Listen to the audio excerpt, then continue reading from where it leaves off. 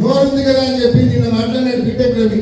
ఎంత మాట్లాడితే వాడు వీడు లెవెల్లో మాట్లాడినాడు. నువ్వెంత, నీ బతుకెంత? ఈ కన్న వేసి ముగ్గురే దొంగతనం చేసి బతికేవాడు నువ్వు, ఇసుక దొంగతనం చేసి బతికేవాడు నువ్వు జగన్మోహన్ రెడ్డి గారి గురించి నోటుకు వచ్చేట్టు మాట్లాడేవాడుగా. నోరు జాగ్రత్తగా పెట్టుకో, మర్యాదగా మాట్లాడు. నీ బతుకు గురించి మాట్లాడడం మొదలు పెడితే మేము అధికారంలో ఉన్నప్పుడు నువ్వు ఎమ్మెల్సీగా ఉన్నావు. అప్పటికే నువ్వు ఎమ్మెల్సీగా ఉండి ఢిల్లీకి వచ్చినావు, విజయసాయి రెడ్డి గారి ఇంటికి వచ్చినావు. ఎందుకు వచ్చినావు నువ్వు చెప్పాలి అందరికీ. ఆయన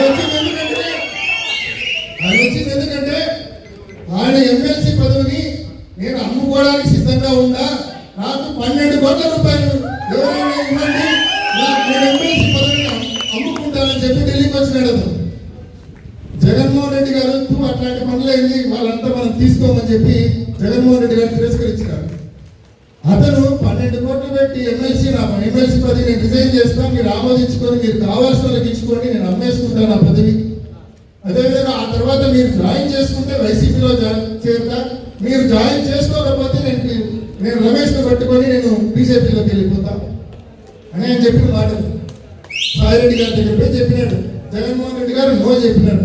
ఇదే ఆయన బతుకు, పదవిని అమ్ముకునే దౌర్భాగ్యమైన బతకాలి. ఈ రోజు అతను వచ్చి మళ్ళీ పెద్ద మాటలు మాట్లాడుతూ ఉన్నాడు. నీచమైన బతుకునేది నువ్వు కన్నా మళ్ళా నీ పార్టీ నమ్మి నీకు ఏదైనా కట్టబెట్టా కూడా మళ్ళీ వైసీపీ అధికారంలోకి వచ్చినాక నీ బతికిదే, మళ్ళీ పదవి అమ్ముకుంటానని చెప్తావు. ఈరోజు ఎమ్మెల్సీలతో సుమారుగా 20 మందితో రాజీనామాలు చేయించారు మన పార్టీకి సంబంధించిన ఎమ్మెల్సీ. కానీ ఆడ చైర్మన్ మంచోడు అయ్యి వాళ్ళ రాజీనామాలు యాక్సెప్ట్ చేయలేదు. వీళ్ళందరూ కూడా 5 కోట్లు 7 కోట్లు పెట్టి పదవులు కొనుక్కున్నారు. 20 మందితో రాజీనామాలు చేయించినారు. మండలి చైర్మన్ అక్కడ రాజీనామాలు ఆమోదించడం లేదు కాబట్టి వీళ్ళందరికీ పదవులు రావడం. అంటే పదవి అమ్ముకునే పరిస్థితి నుంచి ఈ రోజు కోర్టు పెట్టి పదవి కొనుక్కునే పరిస్థితి వరకు నువ్వు వచ్చినావంటే పులివెందలకు ఏ స్థాయిలో కన్నం వేసినావో నువ్వు ప్రతి ఒక్కరు కూడా అర్థం చేసుకోవాల్సిన అవసరం ఉంది. చక్రాపేట మండలం వాళ్ళు ఇక్కడ ఉన్నారు. మీకు తెలుసు రోజు ఎన్ని ట్రిప్పులు 100 ట్రిప్పులు కనీసం చక్రాపేట నుంచి బెంగళూరు పోతాను. మీకు వెళ్ళారా మీరు ప్రతిరోజు చూస్తారు. సో ఎవరు చూడలేదని వీళ్ళు అనుకో. వేముల మండలం వాళ్ళు ఉన్నారు. ఏ లెవెల్లో ముగ్గురు ఈ వేముల మండలాల నుంచి ఏ రకంగా ప్రతిరోజు రాత్రిపూట ఆ టిఫిన్స్ వెరైటీస్ లో నియమితుల మైన్స్ లో రాత్రిపూట దిగి ఏ రకంగా దోపిడీ చేస్తున్నారో వేముల మండలం వాళ్ళంతా కూడా గమనిస్తా ఉన్నారు. సో ఎవరు చూడలేదని మీరు అనుకోవద్దు. ఆయన మాట్లాడాడు, పెద్ద విశ్లేషకుడైనా ఆయన ఏమంటాడు, మన ప్రభుత్వంలో ఎవరిని బాధ పెట్టడం కాదు భయపెట్టాం కాబట్టి మనకు వల్ల ఓటు వేయరంట. మేము అధికారంలో ఉన్నప్పుడు నువ్వు ఎమ్మెల్సీగా ఉన్నావు. అప్పటికే నువ్వు ఎమ్మెల్సీగా ఉండి ఢిల్లీకి వచ్చినావు, విజయసాయి రెడ్డి గారి ఇంటికి వచ్చినావు. ఎందుకు వచ్చినావు నువ్వు చెప్పాలి అందరికీ. ఆయన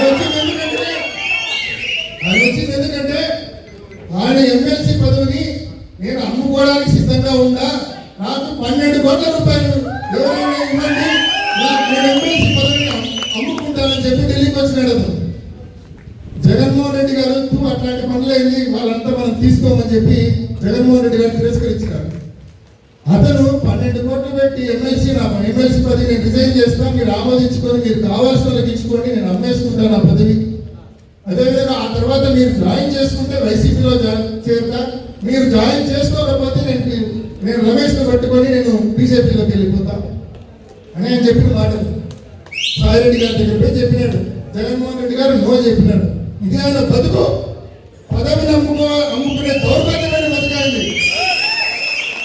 ఈ రోజు అతను వచ్చి మళ్ళీ పెద్ద మాటలు మాట్లాడుతూ ఉన్నాడు. నీచమైన బతుకునేది నువ్వు కన్నా మళ్ళా నీ పార్టీ నమ్మి నీకు ఏదైనా కట్టబెట్టా కూడా మళ్ళీ వైసీపీ అధికారంలోకి వచ్చినాక నీ బతికిదే, మళ్ళీ పదవి అమ్ముకుంటానని చెప్తావు.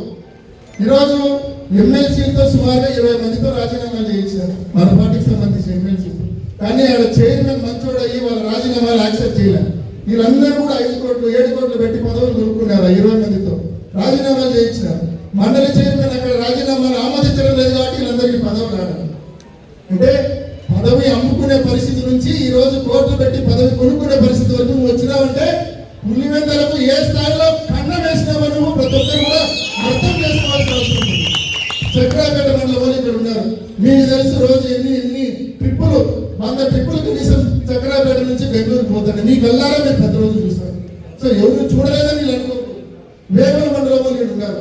ఏ లెవెల్లో ముగ్గురు ఈ వేముల మండలాల నుంచి ఏ రకంగా ప్రతిరోజు రాత్రిపూట ఆ టిఫిన్స్ వెరైటీస్ లో నియమితుల మైన్స్ లో రాత్రిపూట దిగి ఏ రకంగా దోపిడీ చేస్తుంటారో వేముల మండలం వాళ్ళంతా కూడా గమనిస్తా ఉన్నారు. సో ఎవరు చూడలేదని మీరు అనుకోవద్దు. ఆయన మాట్లాడాడు, పెద్ద విశ్లేషకుడైనా. ఆయన ఏమంటాడు, మనమంట మన ప్రభుత్వంలో ఎవరిని బాధ పెట్టడం కాదు, భయపెట్టామంట. భయపెట్టాం కాబట్టి మనకు మళ్ళీ ఓటేయాలంట. ఆయన ఈ నీతి వాక్యాలు శుద్ధి వాక్యాలు బాధ పెట్టడము భయపెట్టడం కాదు. నువ్వు ప్రజల సొమ్మును దోపిడీ చేసి పారేస్తావు. నిన్ను నీ ప్రభుత్వాన్ని వదిలిపెట్టే సమస్య